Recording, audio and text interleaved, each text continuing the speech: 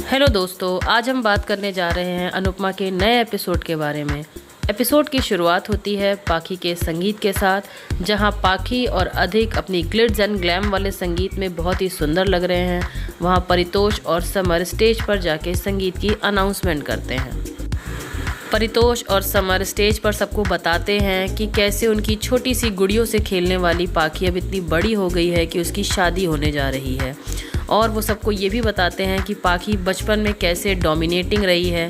हमेशा वो बड़ों के आगे अपनी बात मनवा लेती थी, अपनी ज़िद पूरी करवा लेती थी और हमेशा घर में उसी की चलती थी। ये सब सुन के जहाँ लोग थोड़े खुश भी होते हैं, थोड़े इमोशनल भी होते हैं, वहीं पाखी हमेशा की तरह अपने महंगे मेहमानों के सामने थोड़ी सी एम्बैरस होती हैं कि इसकी उस छोटी छोटी पोल को सबके सामने खोला जा रहा है।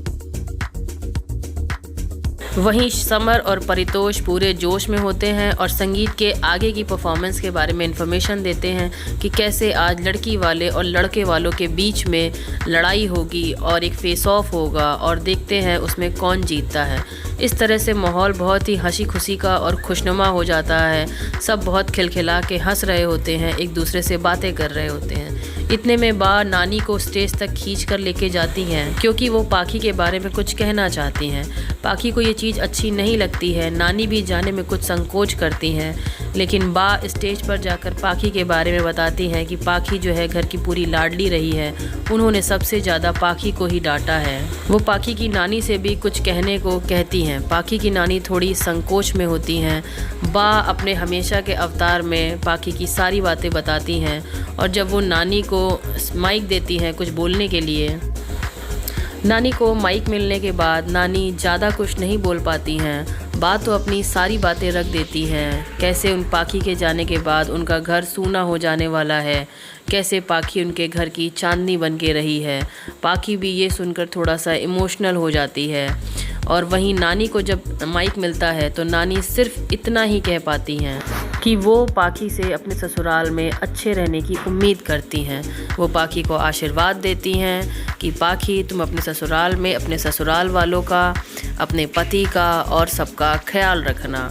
ये सुनकर बरखा की सहेलियाँ थोड़ा सा मुंह बनाती हैं और कहती हैं कैसी टिपिकल मिडिल क्लास एडवाइस दी है, ऐसे लोगों से ऐसी ही उम्मीद की जा सकती है। इसके बाद पाखी की नानी पाखी को स्टेज पर बुलाती है।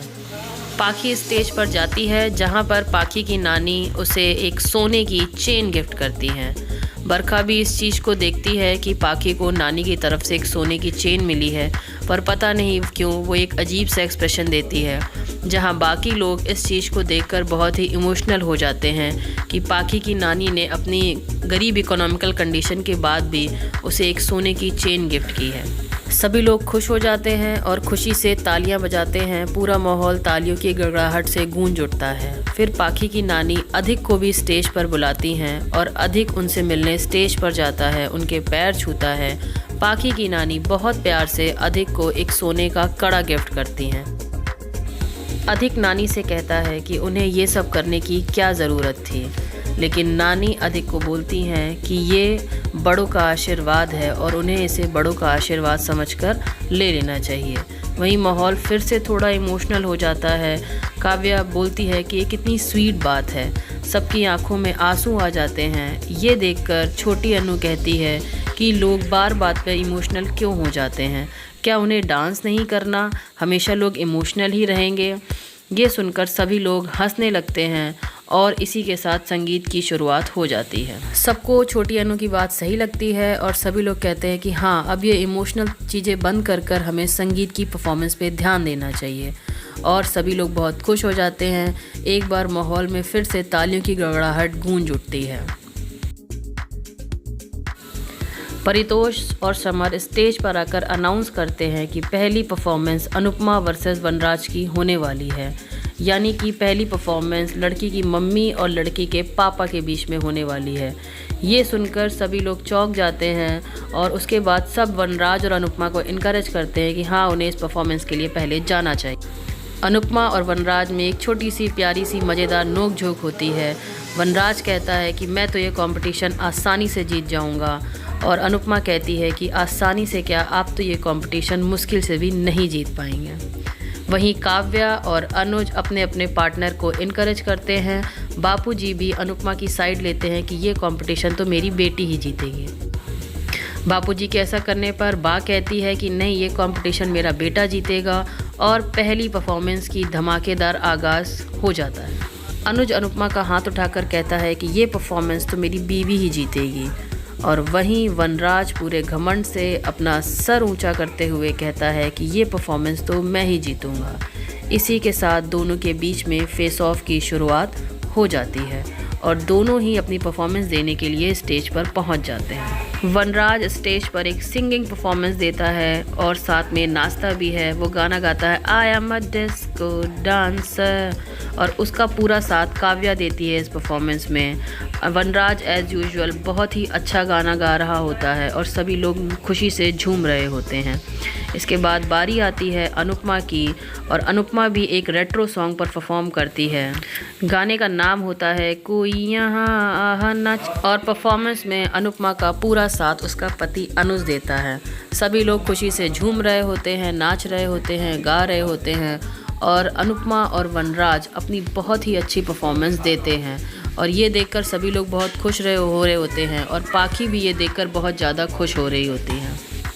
कहने की बात नहीं कि चारों बहुत ही अच्छा परफॉर्मेंस देते हैं और इसी बीच बा आती है और कहती हैं कि मेरा बेटा कितना अच्छा परफॉर्म कर रहा है और बापूजी कहते हैं हमारा।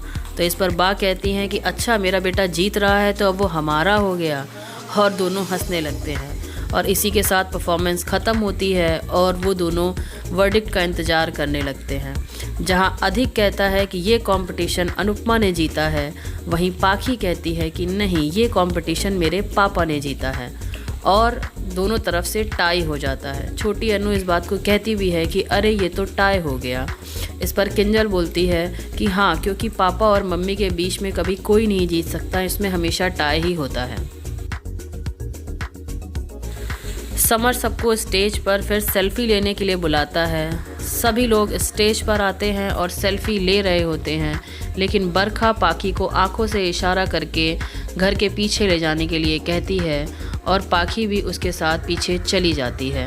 ये चीज़ अधिक और अनुपमा दोनों देख लेते हैं और इस बात को नोटिस करते हैं।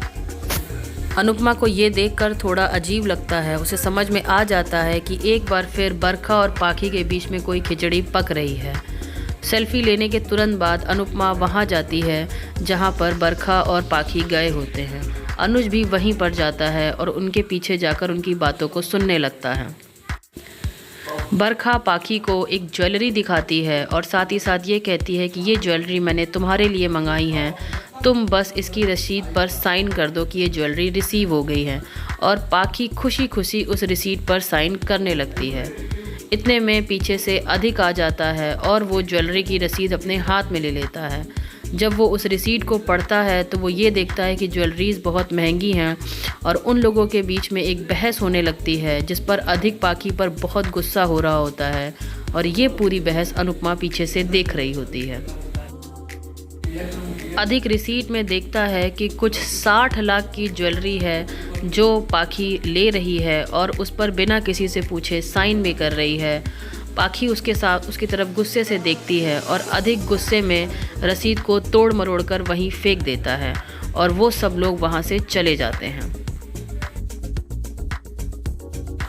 उनके जाने के बाद अनुपमा वहाँ पर आती है और ज़मीन पर पड़ी हुई उस रसीद को उठा लेती है और जब वो उस रसीद को खोल कर देखती है तो उसकी आंखें फटी की फटी रह जाती हैं।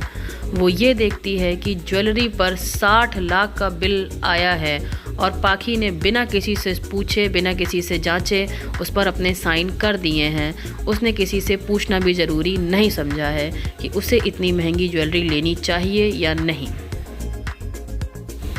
अनुपमा इस बात पर बहुत गुस्सा जाती है।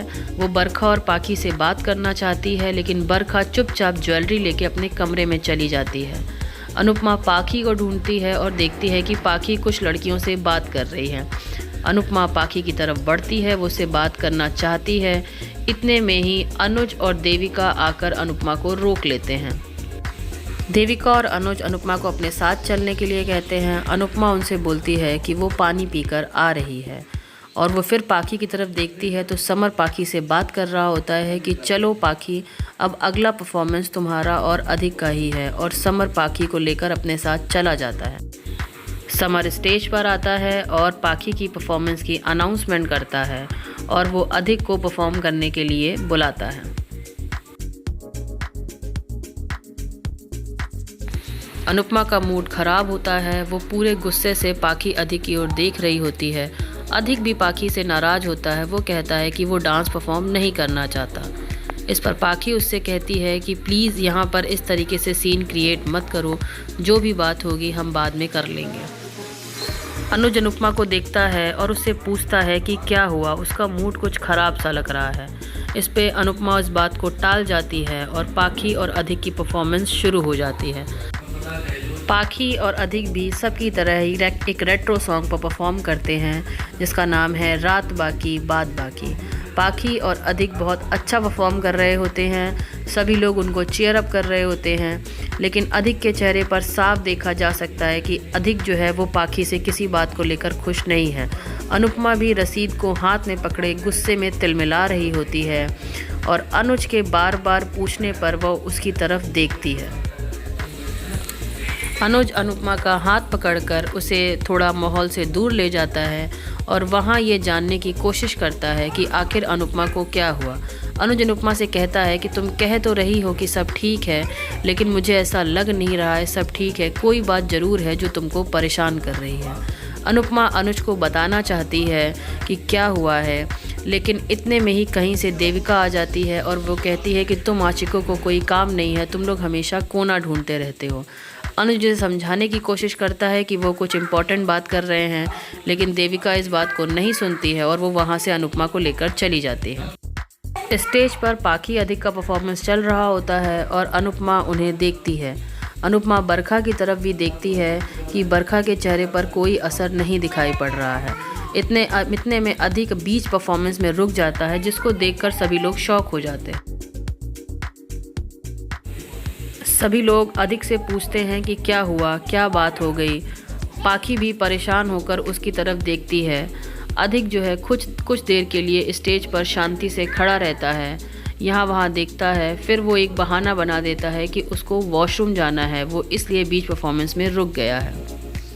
बरखा के चेहरे पे भी तनाव के भाव आ जाते हैं और बरखा टेंशन में हो जाती है कि कहीं अधिक सबको कुछ बता ना दे। अधिक की ये वॉशरूम जाने वाली बात को सुनकर सभी लोग खिलखिलाकर हंसने लगते हैं। सभी लोग सोच रहे होते हैं कि पता नहीं क्या हो गया जो अधिक ने बीच परफॉर्मेंस को रोक दिया, और जब सब ये सुनते हैं कि उसे वॉशरूम जाना है तो सब अपनी हंसी नहीं रोक पाते हैं। अधिक उन सब के बीच से वॉशरूम जाने के लिए बोलकर चला जाता है। पाखी के चेहरे पे थोड़े टेंशन के भाव आ जाते हैं, लेकिन समर और पारितोष बात को संभाल लेते हैं और वो कहते हैं कि अब हम पाखी का साथ देंगे, और तीनों भाई बहनों की एक मज़ेदार परफॉर्मेंस होती है जिसको तीनों भाई बहन बहुत अच्छे से करते हैं, लेकिन पाखी के चेहरे पे टेंशन साफ देखी जा सकती है। जहां सभी लोग परफॉर्मेंस को बहुत ज़्यादा एंजॉय कर रहे होते हैं, बहुत खुश होते हैं, वहीं अनुपमा बार बार सोच रही होती है कि उसे किस तरह मौका मिले और वो पाखी से इस बारे में बात कर सके। बरखा को देखकर कोई नहीं कह सकता कि बरखा इन सब के पीछे मास्टरमाइंड है और वो पाखी को कैसे इन्फ्लुएंस कर रही है अनुज के पैसों को इस तरीके से खर्चा करने के लिए। पाखी भी टेंशन में उसी तरफ चली जाती है जिधर अधिक गया होता है, और फिर स्टेज पर एक अनाउंसमेंट होती है कि अब बारी है शाह परिवार के घर की औरतों की, जिसमें डांस करेंगी समर की बुआ, समर की भाभी, समर की दादी और समर की नानी। ये सुनकर सभी लोग तालियां बजाते हैं और अनुपमा भी उसी तरफ देखती है जिस तरफ पाखी गई होती है, और इसी के साथ शो ख़त्म हो जाता है और अगले दिन का प्रोमो दिखाया जाता है जिसमें पाखी को अनुपमा थप्पड़ मारते हुए दिखाई जा रही हैं। तो इसी के साथ ये वीडियो आज का यहीं पर ख़त्म होता है। अगर आपको हमारा वीडियो पसंद आया हो तो प्लीज़ हमारे चैनल को लाइक कीजिए, सब्सक्राइब कीजिए, बेल आइकन को दबाइए ताकि हम आपके सामने इसी तरीके के वीडियो आगे लाते रहें। Thank you.